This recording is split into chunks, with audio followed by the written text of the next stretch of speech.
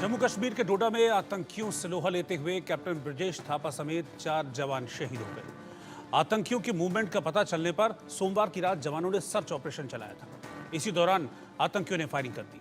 गोलीबारी में कैप्टन समेत 5 जवान जख्मी हो गए, जिन्हें अस्पताल ले जाया गया, लेकिन उनकी सांस थम गई।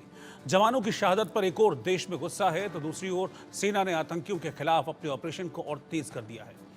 इस वक्त डोडा के जंगलों में सर्च ऑपरेशन चलाया जा रहा है, लेकिन पिछले 1 महीने में हम देखें तो आतंकियों ने जम्मू रीजन को लगातार टारगेट किया है और आतंकी हमले में पिछले 1 महीने में 12 जवान शहीद भी हुए हैं।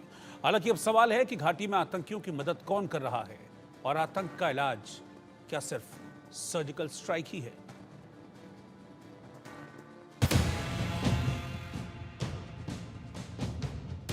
सरकार को इस पे कड़ा एक्शन लेना चाहिए, ठीक है, और उसको मुंह तोड़ जवाब देना चाहिए आतंकी को।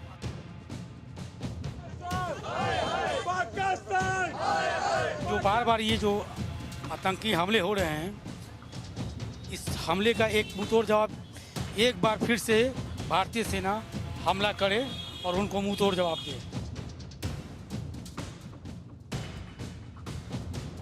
चार जवानों की शहादत ने देश को गुस्से से भर दिया। डोडा में आतंकियों के कायराना हमले पर गुस्सा फूट पड़ा। आतंक के गढ़ में घुसकर मारने की आवाज बुलंद होने लगी। आतंक के अड्डे पर एक बार फिर सर्जिकल स्ट्राइक की मांग उठने लगी।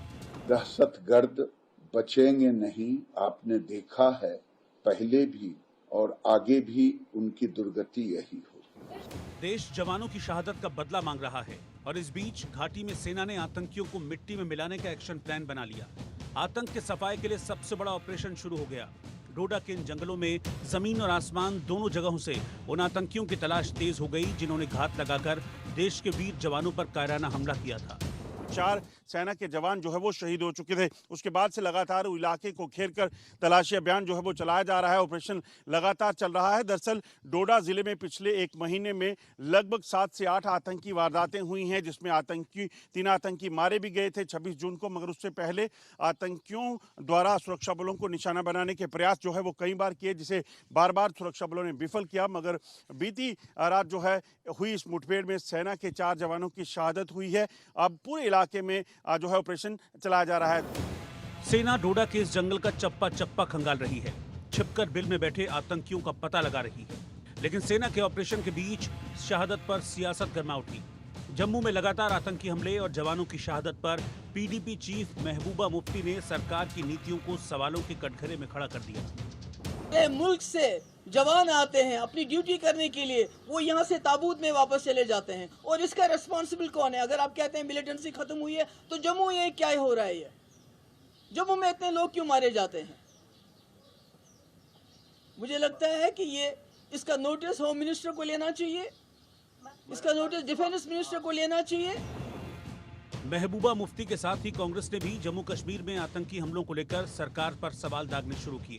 जवानों की शहादत पर सरकार की नीतियों पर सवालिया निशान लगा दिए। मोदी सरकार के पिछले 38 दिनों में 9 आतंकी घटना हमले की हुई, 12 जवान हमारे शहीद हुए, 13 जवान जीवन मौत के बीच में संघर्ष कर रहे हैं, 10 निर्दोष नागरिक मारे गए, 44 निर्दोष नागरिक जीवन मौत के बीच संघर्ष कर रहे हैं।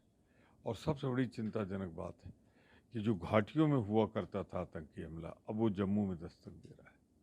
तो कुल मिलाकर भारतीय जनता पार्टी की कमज़ोर मोदी सरकार की लचर सुरक्षा नीति के कारण ये हो रहा है। हम सब दुखित हैं। कांग्रेस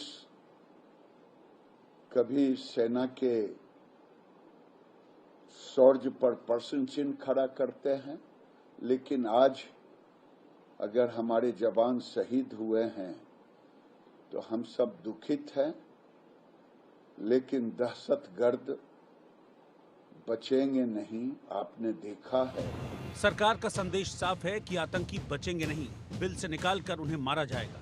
घाटी से आतंक का सफाया होगा, लेकिन सवाल है कि जम्मू कश्मीर में आतंकियों का मददगार कौन है, और सवाल ये भी है कि क्या आतंक का इलाज सिर्फ सर्जिकल स्ट्राइक है? Bureau report, India news.